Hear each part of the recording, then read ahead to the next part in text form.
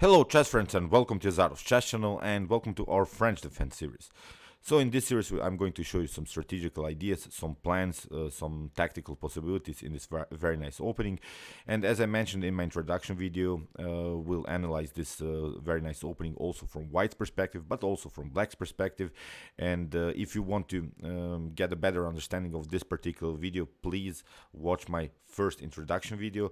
But don't be surprised. I've already also created 3 videos before this introduction video in which I show you, I think, a nice and effective way how you can beat the French defense. So in this series we had so far 3 videos in which I showed you how to play against the French defense, and then afterwards we had this introduction video in which I basically explained the common strategies, the common plans so far in the French defense. And now in our basically first video we are starting now the so-called normal or Steinitz variation of the French defense. So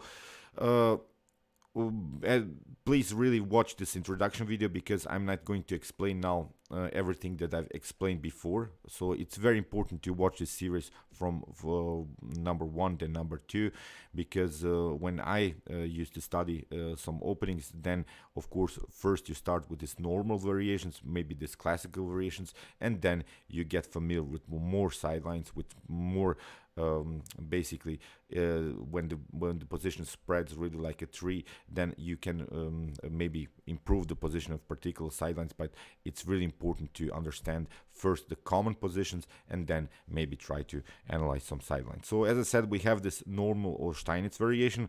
We're gonna start, so e4 e6 so far. The main line is of course is d4 d5, knight to c3, knight to f6, and after e5 we have now the so-called normal variation. So we're going to analyze this Steinitz variation with the move f4. In some occasions you see that this variation is also called the Boleslavsky variation. Okay, again I'm pointing out we have this directed attack from White's perspective, which I've mentioned, as I said, in my previous video. So please watch first this introduction video of the series. F4, it means we have this directed attack. We are trying of course to attack on the king side because we have an advanced pawn on the king side, and these pawns are of course showing us the direction of the attack. On the other hand, Black will try to coordinate the attack on the queen side because his pawns of course are coordinated on the queen side, and Black will try some c5, maybe b5, a5 ideas. So now f4 meets immediately this idea. The first instructive game in this particular line is a game played by Kamsky against Garry Kasparov.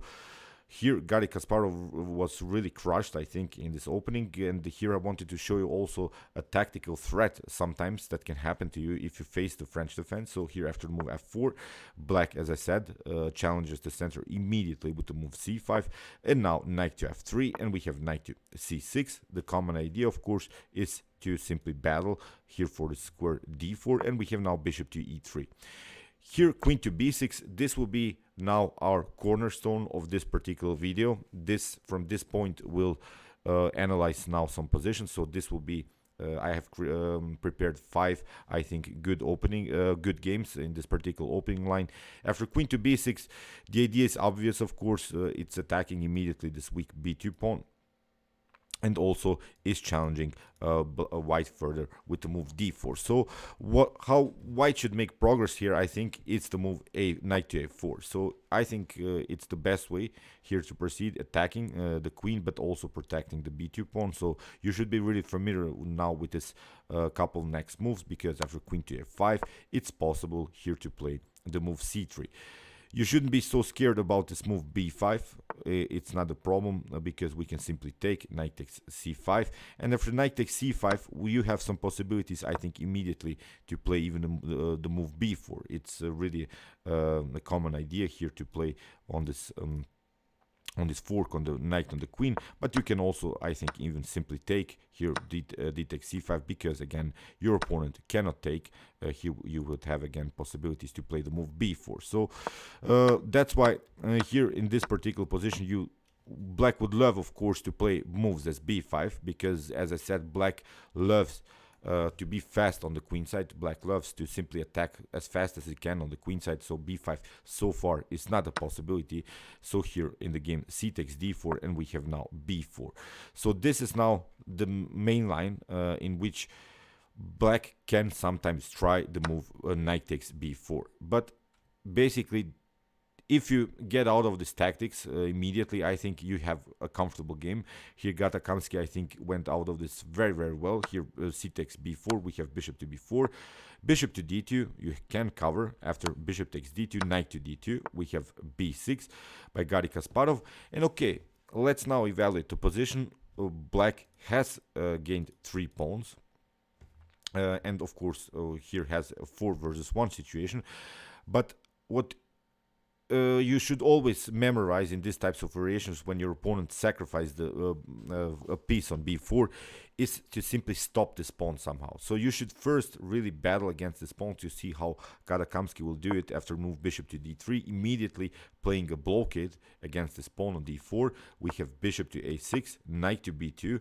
So again, you should be familiar with this couple of moves. So after knight to c5, we have bishop takes a6, queen takes a6, and here Kasparov's idea is of course clear. He wants to prevent Kamsky from castling. He's now not allowing here kingside castling, because if that happens, then white has secured the king and can play maybe even some f5 moves. So that's why queen to e2. We would love to simplify the position here.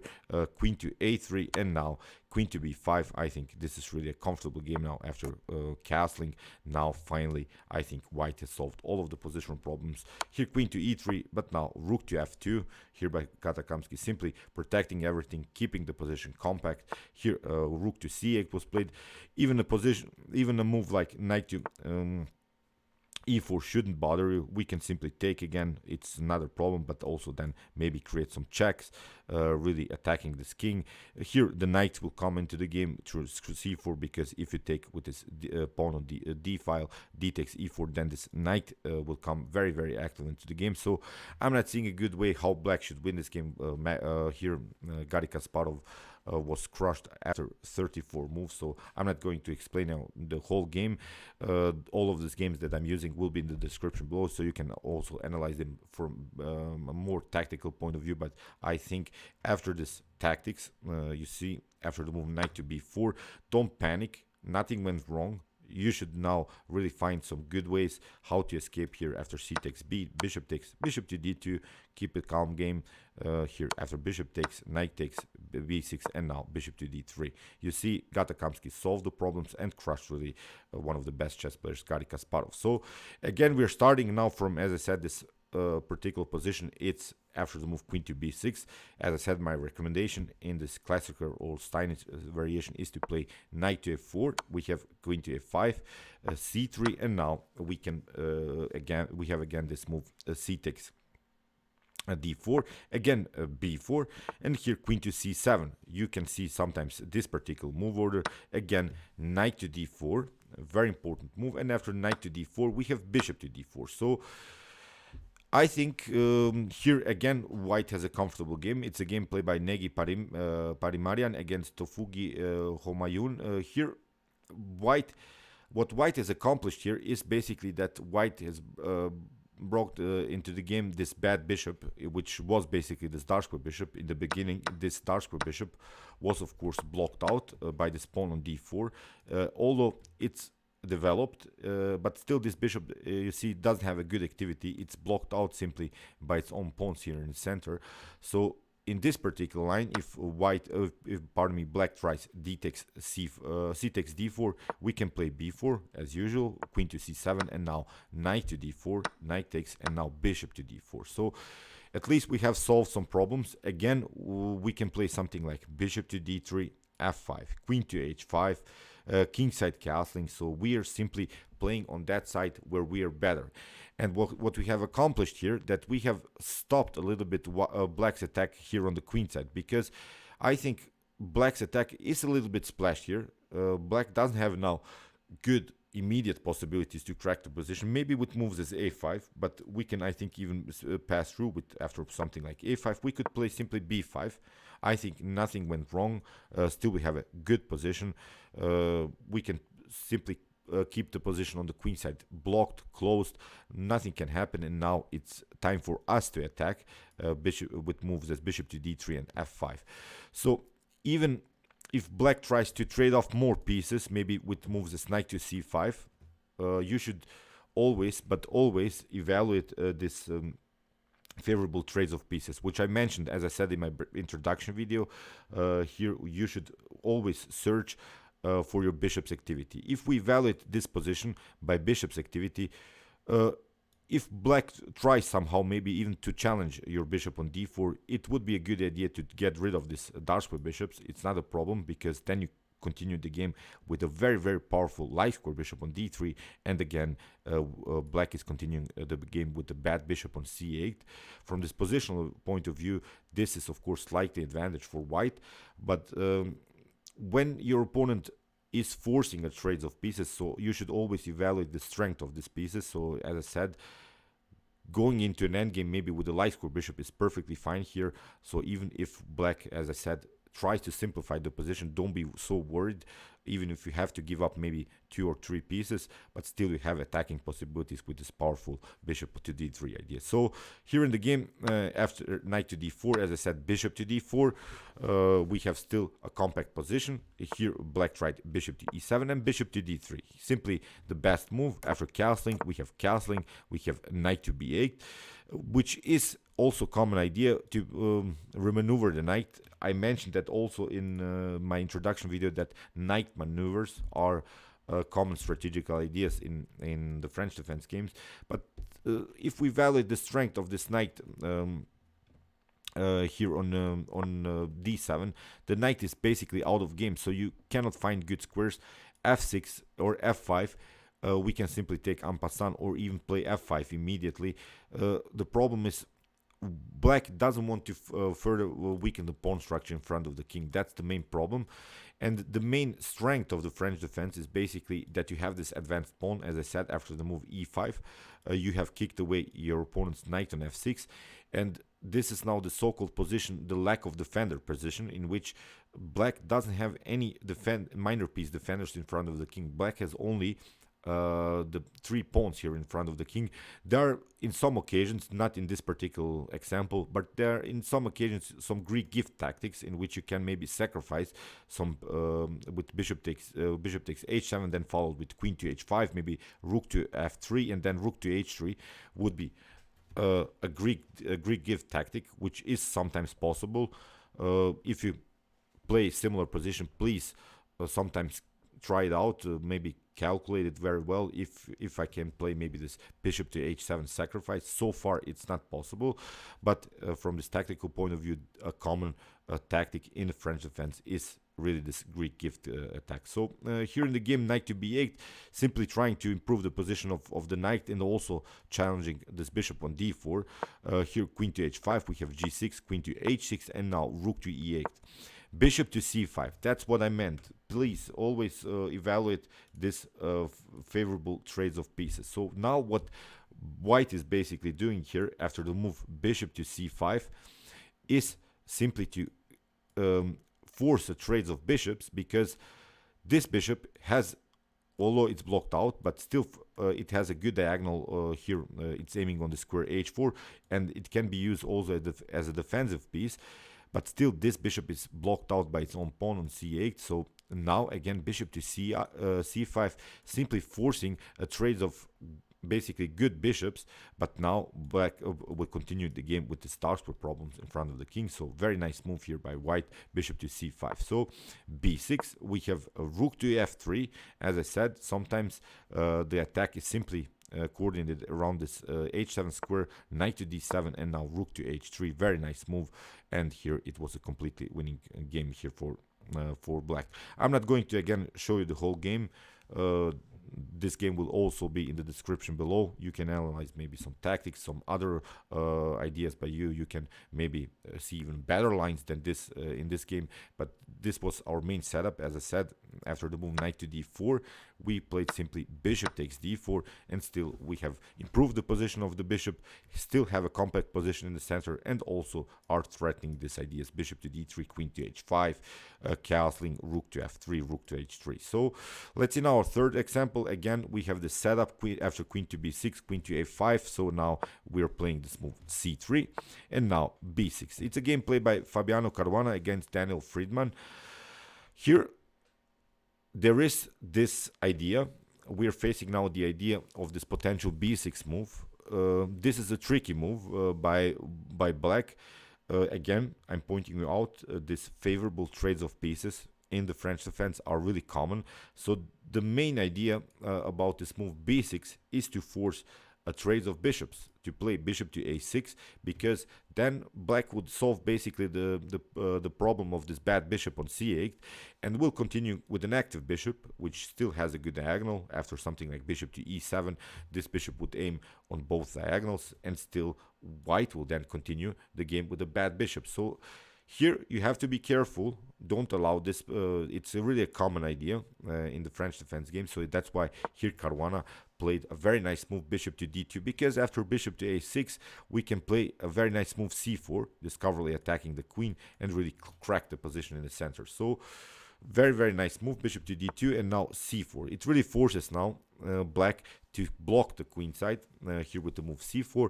And whenever you see that the pawn structure in the center is now blocked like this, so we have now a change of dynamics.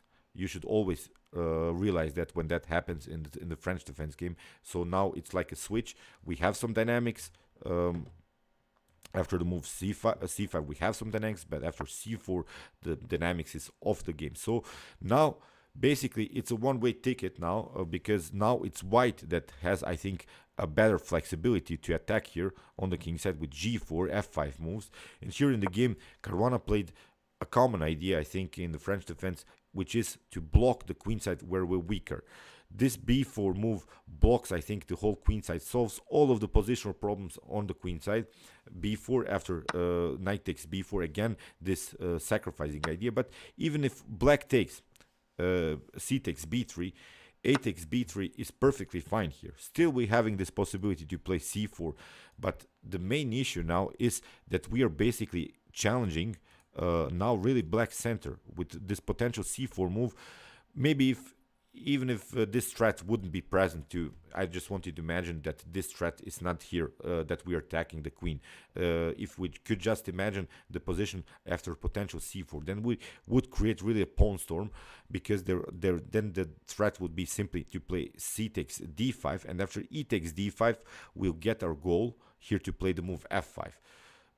As I said, this is not the position in which we are aiming against our opponent's queen. The queen is somewhere else. Imagine that kind of a position. But c4 is really a serious threat. So that's why you should be familiar with this move b4 in order to block the queen side. Now, basically, the queen side is blocked. If the queen retreats, we have, I think, solved all of the problems in the game. We could play even something like knight to b and then a4. Now, there is nothing can happen basically on the queen side, and now it's time for us to play g4 and f5. So that's why in the game Daniel Friedman also tried this common tactic, but again, don't be scared. Try to block the pawn somehow. Don't get pushed away too far by these pawns. After c takes b4, bishop takes b4, queen to c2. After bishop takes d2, we have knight to d2, b5. Okay, black will have probably his fun on the queen side. It's not a problem. Here, knight to c3. This is now the move that you have to memorize, because this knight to c3 is sort of a provocative move. We want now, basically, black to advance the pawn on b4, which basically happened. But now, after knight to d1, we have a new position in which we can try maybe to split the pawns with the move a3. Because the queen stands here a little bit in the way.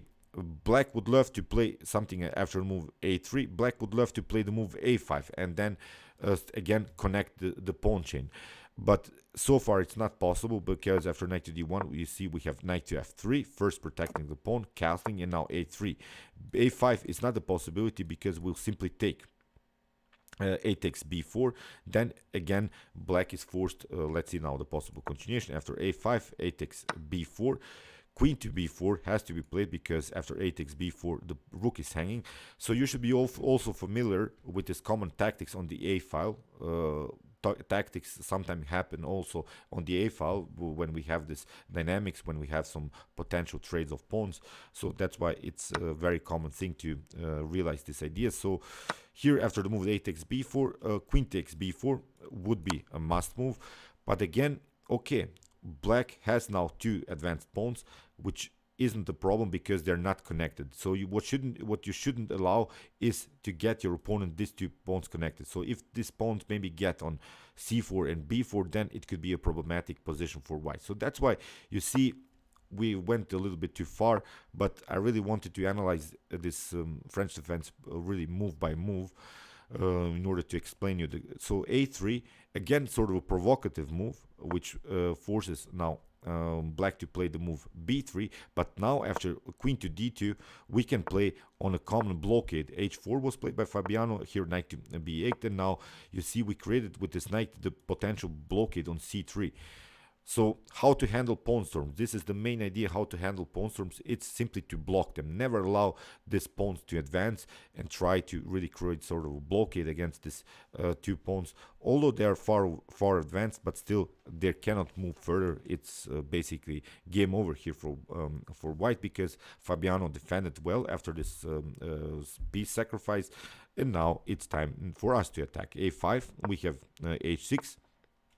Rook to a7 was played, and now we have knight to c3, this common idea to block the position. Now you see if black tries now to advance the pawn, then he loses his pawn chain. That's the main problem. So after the move b2 we can play rook to b1 and simply attacking this weakness. We'll find a way how to grab this piece. Even knight to d1 then is a possibility. So you see, you should always evaluate this potential pawn moves if your opponent can really connect the pawns again. So after potential b2, this is not a problem for you because he cannot connect this pawn with another pawn. This pawn is blocked out by this knight on c3.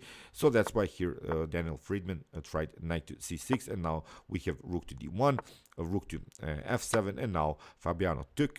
We have g takes f6, and now g3.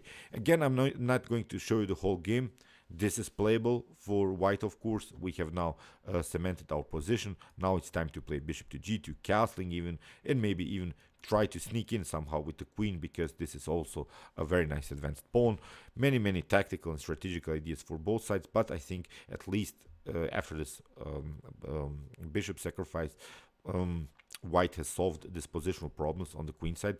And don't forget, we're still a piece up here, so it's of course playable for white. So here again, this is now our main setup. It's a gameplay by Garry Kasparov here with the white pieces against Alexei Dreev. And here I wanted to show you a problem which can happen to white. It's really a slightly mistake which white can make, but you shouldn't forget about this potential mistake. Again, after the move queen to a5, I'm going to show you what's all about. So we have now the move c3, after the move c4. This is now a move in that black could try in order to block the queen side immediately. Again, you have to play this move b4. So here queen to c7. You see, this is now a new line in which black doesn't play this bishop sacrifice or knight sacrifice here on b4, retreats with the queen to c7, and now here Garry Kasparov tried the move g4, which is okay. But here after the move b5 we have knight to c5, also common idea. And here comes the problem, I think, the main mistake of Garry Kasparov. Here after the move a5 and a3 we have knight to c5, and what Garry did here, that he takes with the b pawn. Whenever you see this types of position, it's of course natural to take towards the center, but here in this particular example I think you should take with the d pawn, because again we're playing on this idea to centralize our bishop on d4, and this bishop would be at least a supporter of this pawn chain, and then we would have possibilities to crack the position again with the moves as f5 and similar ideas. But in the game, Garry Kasparov played the move b takes c5, and it's a problem because you haven't stopped the pawn chain, you haven't stopped the pawn storm on the queen side. So black has, of course, these possibilities to play the move b4. That's why to take with the d pawn is much better. So when it comes to this, when you have similar positions, always evaluate the position after this trades of pawns. Can my opponent really try to push pawns then further? Is the position really static, or it is dynamic? Because as I said in the beginning of the video, we are trying to keep a static position on the queen side. We're weaker on the queen side. We don't want to have dynamics on the queen side. We want to block the queen side, but we want to keep the dynamic on the king side, where we are better. We have now, as I said, this advanced pawn. We are coordinating the attack on the king side. So now at least we want to solve a position in which we have a blocked pawn structure on the queen side. So here, mistake by Garry Kasparov. B takes c5, bishop to e7, bishop to h3, and now you see black cracks the position. If you advance the pawn, then it's a good thing here for black, because black has solved the positional problems. Black will play a simple blockade with the move g6. Again, will create a static position, will create a static position where basically black is weaker. And as I mentioned, black is weaker on the king side. So after this potential g5 move, black will simply block the position with the move g6.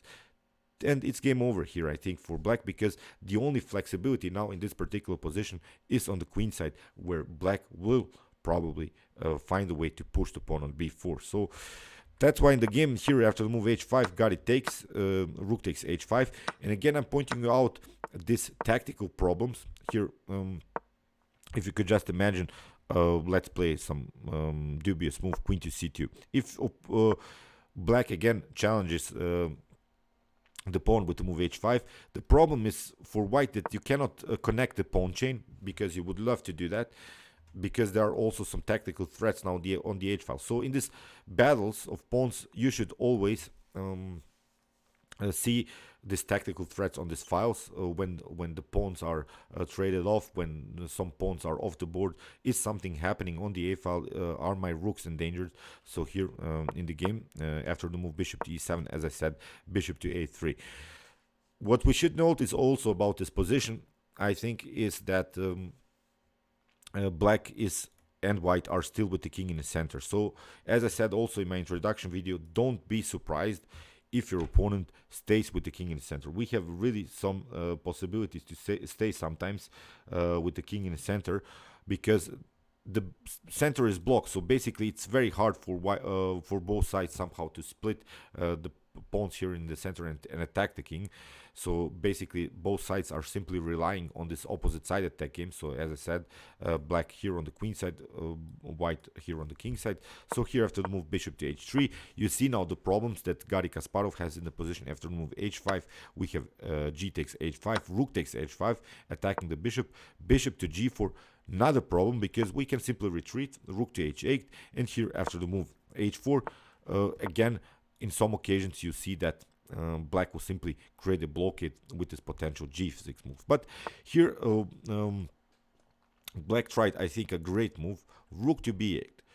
And it seems to me in this opposite side at that game that basically Garry Kasparov has lost the game, because black is, I think, a little bit faster here. Black will play the move b4. Basically you cannot prevent it anymore. Here bishop to d2 and b4 anyway. We have a takes b, a takes b, c takes b, knight takes b, bishop takes, rook takes. So if we evaluate now this new position, I think again black is slightly better. Black has this supported pass pawn. Don't forget about the strategical elements. Supported pass pawns are great. Even if this position goes into an endgame, black can always rely on the supported pass pawn. White is of course also supported pass pawn, but I think that finally black will find a way to include this bishop into the attack. As I said, this bishop was blocked out through the whole game, but now after the move bishop to a6 and c3, this bishop is perfectly fine now. It comes into the game very actively, but that was all possible because here black really played very actively on the queen side with some b4 moves. But that was all possible after this move b takes c5 by Garry Kasparov. That was the problem. So he should have taken here d takes c5. So you see how the French the defense can be really messed up. Let's see now the possible the continuation here. As I said, knight takes bishop, bishop takes b4, rook takes b4, rook to b1, here queen to b7, here trade of queens, king to f2, and now you see bishop to d7. Again, this bishop will come into the game with the move bishop to a4. Garry Kasparov lost the game. And again, I'm not going to show you the whole game. It's not the point that I show you now what happens if this happens, or if he plays this, if he plays this. I think we should always try to learn openings and strategies like this, not only by tactics, because basically good tactics come out of great strategies. So that's why here, of course, it's for me a better position here for black. Black has the bishop pair. Black will find a way to activate the bishop pair. Basically, I don't care about the tactics anymore. That can happen. So from a strategical point of view, we can already say that black is really slightly better. So here, let's see now our last example. Here we have a similar position. It's a game played by Fabiano Caruana against Vasily Ivanchuk. Here Caruana has the same position. Vasily takes knight takes c5, but now Caruana takes with the d pawn, which I said that was my recommendation. Now we have possibilities to play bishop to d4 or knight to d4. So you see how different now this position is. Okay, black has again his fun with the move a5, but now a3. We have bishop to d7, knight to d4, knight takes, bishop takes d4. Although this bishop is blocked out, but this bishop is a little bit improved. It's better than on the square on e3. Now the bishop on d4 is much better, because in our main goal, as I said, is to push the pawn on f5, maybe f5, e6, and then this bishop is again liberated. So on e3 it was a bad bishop, but now after the move bishop to d4, it's a good bishop. But that was all possible because Fabiano Caruana takes with the correct pawn. He takes with here with this d pawn, and liberates the square for a knight or for a bishop. So here knight to d4, knight takes, bishop to d4. We have a takes b, and now rook takes a1, and now queen to b7. Here Ivanchuk is trying to simplify the position. Queen to a2, we have bishop to c6, and now queen to b1. f5, we have e takes f6 en passant, bishop takes f6, and now queen to d2, queen to d1. So again, if we evaluate this position by this strength of bishops, again, we can already say that Fabiano Caruana as white here is slightly better, because even if black tries to trade off the bishops, we'll play simply queen to d4, still have a good bishop's activity. We can play bishop to g4, bishop to h5, bishop to f3. We have a new target. It's of course also the weak pawn on e6, and this bishop is blocked out. So that's what I meant about this positional trades of pieces. Always evaluate your bishops by the strength. Where are your pawns? So you see, when you have a light square bishop, it's not good to have a light square pawn. So here in the game, queen to d1, rook to a8, rook takes, queen takes a8, and now bishop to g4. Here I'll stop again. I hope you realize that this is at least slightly better here for Fabiano Caruana, because he took the pawn with the d pawn, liberated this very important square for the bishop, and had now some better possibilities than in this game, in which Garry Kasparov took with the b pawn and allowed black again a flexible position. So okay, this will be it for our classical or normal variation from white. We'll also analyze now some great lines for black. I think it's very important. It doesn't matter if we now just see some winning games by one side, because you have to really understand your opponent's strategy in order to maybe make your own strategy. You have to also see what are your opponent's threats. Chess is not only played that you can attack, you can make your own attacks. Chess is also played prophylactically. You should try to see what is your opponent's plan, what are his main strategies, what are his tactics. So that's why here I think it's very important to show this openings and the sidelines from both sides. So okay, I hope that you enjoyed this video.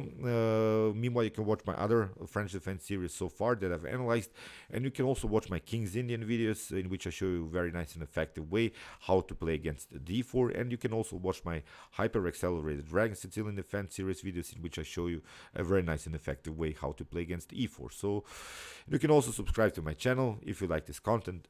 Thanks you for watching, guys, and chess is the best, of course.